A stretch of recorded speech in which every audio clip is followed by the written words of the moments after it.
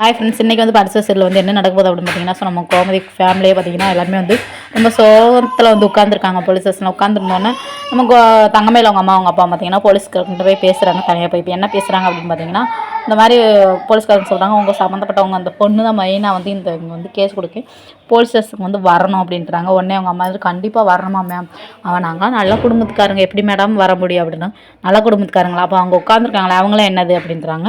உடனே அதெல்லாம் ஒன்றும் இல்லை, சாரி மேடம் மன்னிச்சுக்கோங்க மேடம் அப்படின்னா, அப்போ நீங்கள் ஏன் வந்தீங்க அப்படின்ற மாதிரி கேட்குங்க. மன்னிச்சுக்கோங்க மேடம் அப்படின்னு சொன்னோம். சரின்னு சொல்லிட்டு அந்த பொண்ணு தாங்க வரணும், உங்கள் பொண்ணு வந்தால் தாங்க நாங்கள் அந்த கேஸை எடுத்துக்கிறோம், இல்லை நாங்கள் எடுத்துக்கிற மாட்டோம், உங்களை ரிட்டன் வீட்டுக்கு அனுப்பிடுவோம் அப்படின்றாங்க. இல்லை கண்டிப்பாக வரணுமா, இல்லாட்டி என் பொண்ணு ரொம்ப உடம்பு சரியில்லாமல் இருக்கா, அவளால் எந்திரிக்க கூட முடியல அப்படின்ற மாதிரி வந்து ஒரு பொய்யை வந்து அடிச்சுடுறாங்க. ஏன்னா தங்கமேலுக்கு வந்து இந்த விஷயம் எதுவுமே தெரியாது. எப்படியும் போலீஸ்காரங்க வந்து கேட்டால் இந்த மாதிரி விஷயம் எதுவுமே நடக்கலை அப்படின்றத சொல்லுவாங்க. ஏன்னா இந்த விஷயம் எதுவுமே நடக்கவே இல்லை. ஆனால் எங்கள் அம்மா வந்து பயங்கரமாக வந்து போய் சொல்லி தோன்றாங்க. ஸோ அதுக்கப்புறம் பார்த்திங்கன்னா மீனா வந்து போலீஸ்காரங்க வந்து கூட்டே வந்திருக்க மாட்டாங்க. கூட்டே வரலன்னு சொல்லிட்டு வந்து செந்தில் வந்து மீனாக்கு வந்து கால் பண்ணி சொல்கிறாங்க, அங்கே போலீஸ்காரங்க எது வந்தாங்க அப்படிங்கிறாங்க. போலீஸ்காரங்களை எதுக்கு இங்கே வரணும் அப்படின்ட்டு வந்து மீனா வந்து தெரியாதுல்ல அவங்களுக்கு, அதனால் வந்து அவங்க கேட்குறாங்க. கேட்டோன்னே பார்த்தீங்கன்னா சரின்னு சொல்லிட்டு என்ன பண்ணுறதுன்னு தெரியாமல் மீனா கிட்ட வந்து எல்லா விஷயத்தையும் வந்து செந்தில் வந்து சொல்லிடுறாரு. போலீஸ் ஸ்டேஷனில் இருக்கிறப்பவும் சொன்னால், ஐயோ இவ்வளோ பிரச்சனை நடந்திருக்கா, சரிங்க நான் உடனே இப்போ கிளம்பி வரேன், ஃபோனை வைங்க அப்படின்னு வந்து வைக்கிறாங்க.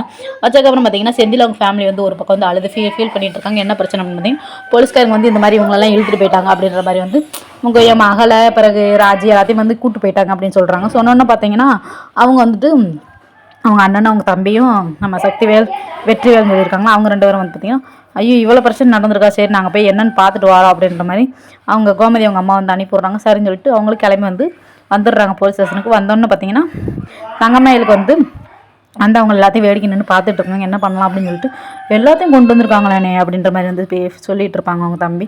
சொன்னோன்னு அதுக்கப்புறம் பார்த்தீங்கன்னா போலீஸ்காரங்கிட்ட போய் தங்கமேல அவங்க அம்மா சொல்கிறாங்க, நாங்கள் போய் என் பொண்ணுக்கிட்ட போய் பேசிக்கிட்டு இருக்கோம், நீங்கள் வந்து அதுக்கப்புறம் வந்து போலீஸ்காரங்க வந்து நீங்கள் வந்து என் பொண்ணுகிட்ட வந்து கையெழுத்து வாங்குவாங்க, இல்லைன்னா என் பொண்ணு பயப்படுவா அப்படின்ற மாதிரி சொல்கிறாங்க. ஸோ அவ்வளோதான், ஓகே பை.